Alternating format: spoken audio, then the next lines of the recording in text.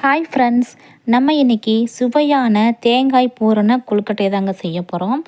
1 cup அரிசி மாவு, 1/2 cup தேங்காய் இருந்தால் போதுங்க. ரொம்ப சுவையாக டேஸ்ட்டாக அவ்வளோ ஈஸியாக செஞ்சிடலாங்க. இப்போ ஒரு கடாயில் ஒரு 1/2 கப்பு துருவின தேங்காய் சேர்த்துக்கலாங்க. தேங்காயோட ஓடெல்லாம் எதுவுமே நம்ம சீவாமல் நம்ம அப்படியே நம்ம மிக்ஸி ஜாரில் சேர்த்துட்டு திருவிக்கலாங்க. தேங்காயோட தோல்லாம் எதுவுமே நீக்க வேண்டியதில்லை, அப்படியே திருவிக்கலாம். திருவிட்டு இப்போ நம்ம ஒரு கடாயில் நல்லா ட்ரையாக வறுத்துக்கலாங்க. ஒரு 5 நிமிஷம் போல் ட்ரையாக வறுத்தா போதும். இதில் ஒரு 1/2 கப்பு ஜீனி சேர்த்துக்கலாங்க. ஜீனி சேர்த்த உடனேயே ஒரு 2 நிமிஷம் கிளறிட்டு அதுக்கப்புறம் ஸ்டவ்வை ஆஃப் பண்ணிக்கலாம். இல்லைன்னா ரொம்ப இலகிரும், அப்புறம் தேங்காய் பருப்பி மாதிரி ஆயிடுங்க. தேங்காய் மட்டும் ட்ரை ஆனால் போதும். ஜீனி சேர்த்துட்டு நம்ம உடனே டக்குன்னு இறக்கி வச்சிடலாங்க. இது அப்படியே தனியாக இருக்கட்டும்.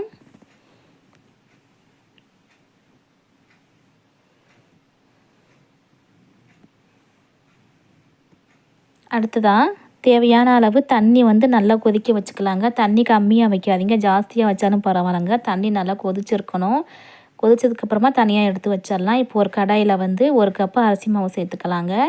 சேர்த்துட்டு நம்ம ஏற்கனவே கொதிக்க வச்ச தண்ணியை கொஞ்சம் கொஞ்சமாக சேர்த்துட்டு இந்த மாவு பிசைஞ்சிக்கலாம். சூடாக இருக்கும், அதனால் கரண்டி வச்சு நம்ம மாவை கிளறிக்கலாங்க.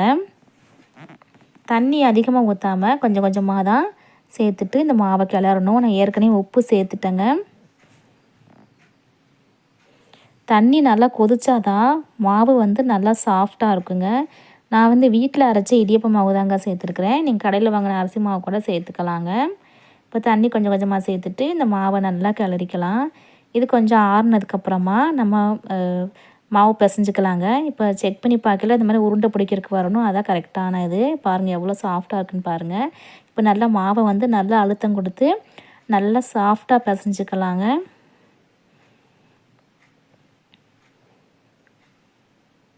பாருங்கள் நல்லா சாஃப்டாக பிசைஞ்சாச்சு. இப்போ கையில் கொஞ்சமாக எண்ணெய் தடவிட்டு இதை உருட்டிக்கலாங்க. உருட்டிட்டு இந்த மாதிரி ஃப்ளாட்டாக தட்டிக்கலாம். தட்டிட்டு இப்போ நம்ம பூரணத்தை உள்ளே வச்சுக்கலாங்க. வச்சுட்டு நான் க்ளோஸ் பண்ணிக்கலாம். நான் கொழுக்கட்டை மாதிரி செஞ்சுருக்கேன். நீங்கள் உருண்டை சைஸ்லையும் கூட பண்ணிக்கலாங்க, நல்லாயிருக்கும். இது வேலை ரொம்ப ஈஸி தாங்க. கடலை பருப்பெல்லாம் வேக வச்சு இந்த மாதிரி ரொம்ப டைம் எடுக்க வேண்டியதில்லை. தேங்காய், ஜீனி இது இருந்தாலே போதுங்க. பூரணம் உள்ளே வச்சு வேக வச்சு எடுத்துடலாம். ரொம்ப ஈஸிங்க, வேலையும் ஈஸி. கொழுக்கட்டை டேஸ்ட்டும் சூப்பராக இருக்கும், நல்லா சாஃப்டாகவும் இருக்கும். எல்லோரும் விரும்பி சாப்பிடுவாங்க. கண்டிப்பாக நீங்கள் ட்ரை பண்ணி பாருங்கள். இப்போ இதே மாதிரி நம்ம எல்லாத்தையும் நம்ம பிடிச்சி இட்லி சட்டியில் இட்லி பிளேட்டில் துணியை போட்டு நம்ம எல்லாத்தையும் பிடிச்சி வச்சிடலாங்க. எனக்கு 2 தட்டு வந்துச்சு. இப்போது ஒரு இட்லி பானையில் நம்ம தண்ணி ஊற்றி வச்சிடலாம். தண்ணி நல்லா காஞ்சதுக்கப்புறமா நம்ம வேக வச்சுக்கலாங்க. இட்லி பானையிலையும் தண்ணி நல்லா காஞ்சிருக்கணும், அப்போ தான் கொழுக்கட்டை சீக்கிரமாக வேகும்.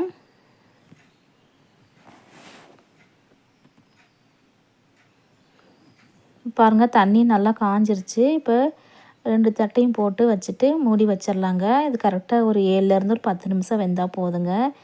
சீக்கிரமே வெந்துடும்.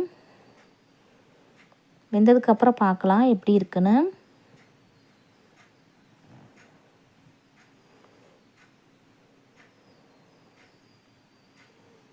பாருங்கள் சூப்பராக நல்லா சாஃப்டாக வந்துருச்சுங்க. பார்க்கும்போதே சாப்பிடணும் போல தோணுது.